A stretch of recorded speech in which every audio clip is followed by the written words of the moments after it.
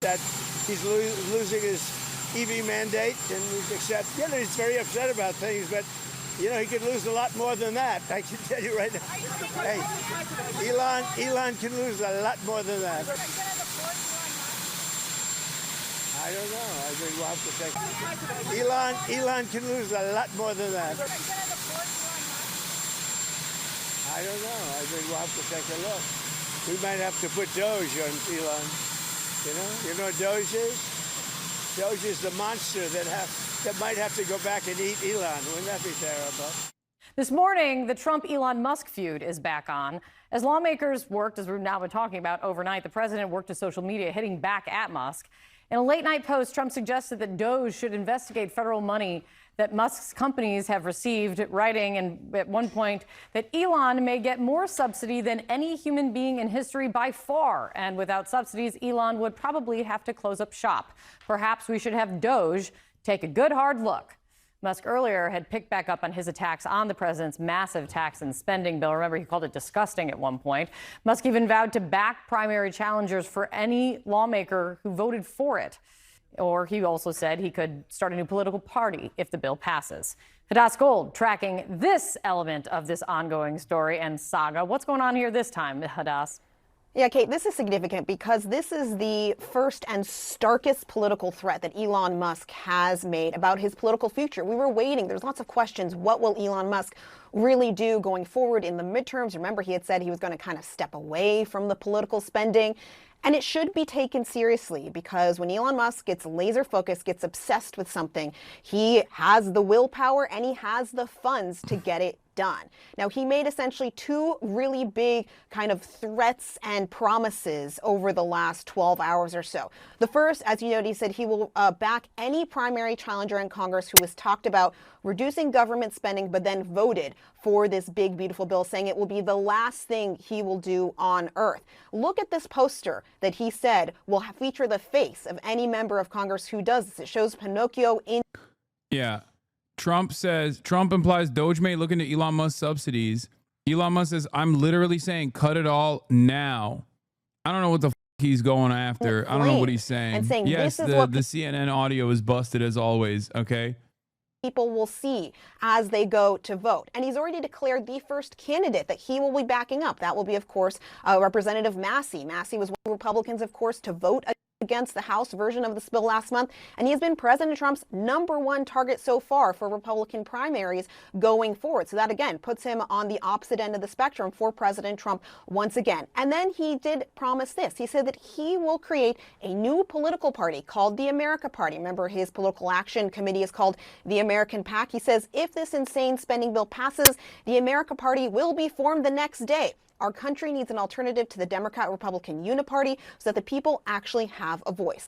This is a significant change to Musk's plan. Remember, he spent more than $275 million to back President Donald Trump, as well as other Republicans running last year. He had promised something like $100 million to President Trump's outside groups ahead of the 2026 midterms. And just as recently as March, according to FEC filings, his PAC had supported Republican candidates in Florida. I should note also, Tesla investors, they do not want this. We saw President Trump already threatened Elon Musk, saying that he might even put Doge, Elon Musk's own creation, against him. Tesla investors do not want this. They wanted Elon Musk out of politics, focusing on his companies. The robo-taxi just launched. There's a lot of things going on with SpaceX, but it seems as though Elon Musk is not going to give this up. Kate. Let us stand by and see where this heads now. It's great to see you, Hadas. As we speak, he continues to post on X. So things are changing by the minute here. Hadas, thank you so much. Sarah. All right, from the voter-rama to the fighter-rama. Joining me now are CNN political commentator Bakari Sellers and Maury Gillespie, the former press advisor to Republican House Speaker John Boehner. All right, let me start with you, Maury. This is a question that I think is on a lot of people's minds. You see this fight, right, going back and forth with Elon Musk and Donald Trump. Are Republicans more afraid of Donald Trump, Elon Musk, or their own constituents?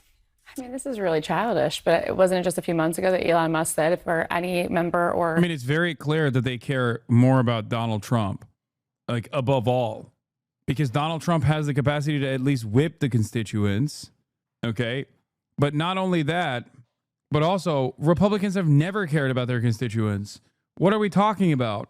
They know that their constituents will not realize who is responsible for the pain, because they can always turn around and blame like random groups like undocumented migrants or trans people or the Democrats or something, okay?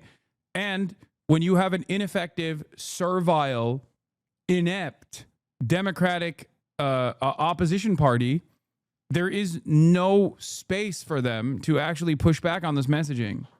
Look no further than the fact that many states refused Medicaid expansion, free money from the federal government, at the behest of their private healthcare, that did not want to abide by the expansion of Medicare coverage and offering poor people extra health care, offering poor people any health care at all. There were numerous states where Republican voters had to literally simultaneously vote back into office the very same congresspersons, the very same representatives that refused to entertain Medicaid expansion, and the governors that refused to entertain Medicaid expansion because it was associated with Barack Obama, okay? While simultaneously in the same exact ballots, vote for a ballot measure that actually demanded Medicaid expansion. In so many red states, one by one, people were able to get Medicaid expansion on their own ballots. Or senator who stands in the way of Trump's agenda will be primaried. Mm-hmm. So now it's if anyone who stands in the way of this Trump's agenda, if they don't stand in the way of it, they're going to be primaried. I mean, he may change his mind in a month. So it's really hard to say. I don't think Elon Musk is their threat. However, if Donald Trump's not going to show up for them in their primaries, in their reelection bids in 2026, then it's their constituents they should be most afraid of, because that's what Trump is a lame duck president. He has not been really keen to go out. What is he going to do? Go for every single House race that's at jeopardy here? It's a lot. It's a lot. So I think it's their constituents they should be most afraid of here. Bakari, what does this say about the money in politics and these two men going back and forth, or is this about something different? I think it's about something different. I think that it's very, very petty and very childish. I think that it's kind of like the Real Housewives of the Beltway. I mean, he basically called him a welfare queen and told him to go back to where he came from. Wow. But I mean, when you juxtapose that against the fact that, like in my home state of South Carolina, 220,000 people will be kicked off of Medicaid in the Affordable Care Act, or in North Carolina, 600,000 people are going to lose insurance coverage. When you juxtapose it against the people who are going to lose SNAP benefits and health insurance, it looks really, really small. Democrats have always said that Donald Trump's a very small man. And you see that. I'm trying to figure out. I work in policy related to a lot of the things that Medicaid dollars touch, or, as people don't realize, don't touch at all. The states cover because Medicaid frees up spending on things that are unique to state needs. I wish it were a law that you had to get care through Medicaid to be able to drive related policy. People don't realize that, for example, as we covered earlier, 65% of all long-term nursing home care is funded by Medicaid, okay? Medicaid, not just Medicare. Medicaid actually is what kicks in for long-term care. 65%. It just wipes out a major part. It wipes out a major part of fucking like nursing homes and the funding vehicle for nursing homes in general. How he has the energy and the wherewithal to tweet throughout the middle of the night at some other man that he just simply doesn't like. Is there not enough going on in the world for him to actually grapple with? And Elon Musk, you know, I believe in radical pragmatism. It's so funny that this back and forth between these two catty bitches, by the way, Elon Musk and Donald Trump, is not even being had over what I'm talking about, the real impactful cost-cutting initiatives in this bill. Elon Musk is angry because I guess it doesn't cut enough. Or the real reason why he's angry is because it cuts some of his subsidies. But he's presenting it as anger because it doesn't cut enough. It doesn't go hard enough. It blows my mind that is the discourse on the Republican side. And so I want to destroy this bill just as much as Elon Musk. So the enemy of my enemy is my friend. And I guess I'll take Elon Musk in this battle. All right, with us now, Lee Carter, strategic communications expert and pollster, and Democratic strategist Julie Rajinski. Let me just start with you, Lee. There's this new round in this fight. Musk is putting himself out there again. What will that feel like for those senators who've been up all night who have to vote on this shortly. I mean, on the one hand, it's not surprising that Elon Musk is doing this. He's been very consistent about spending. This is very much what he's been talking about the whole time. On the other hand, the question is, it's really just about his ego. And are we getting in the limelight and having a fight? But I think that the Republicans who are making the vote need to not be distracted by this. We're seeing, though, a huge fracture within the Republican Party.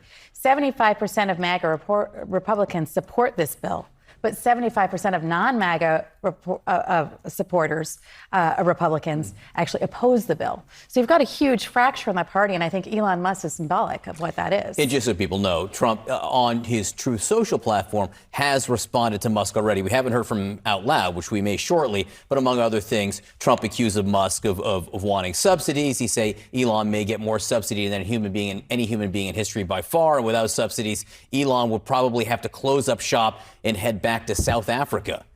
So, Julie, the significance of this new rift, what do you see? Well, first of all, Trump is not wrong in the sense that Elon Musk has a tremendous amount of taxpayer subsidies from the United States going to his businesses. And the reality is that if Trump takes away those subsidies or threatens them, I think Musk will cave the way he caved the last time when Trump came after him. I mean, this is not a balanced fight because Elon Musk is the client and Donald Trump is the person who's providing him with the money in the form of the presidency.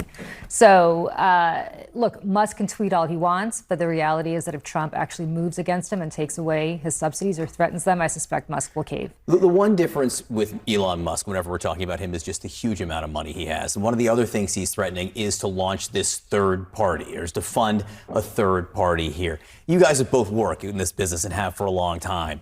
How real do you think that threat is? What difference would that make? I don't think it's real because I don't think Elon Musk will be the richest guy in the world or have that money if Trump moves against him. I mean, if Trump actually uses his platform to disqualify Elon Musk and also to take away his subsidies for SpaceX, take away subsidies for EVs.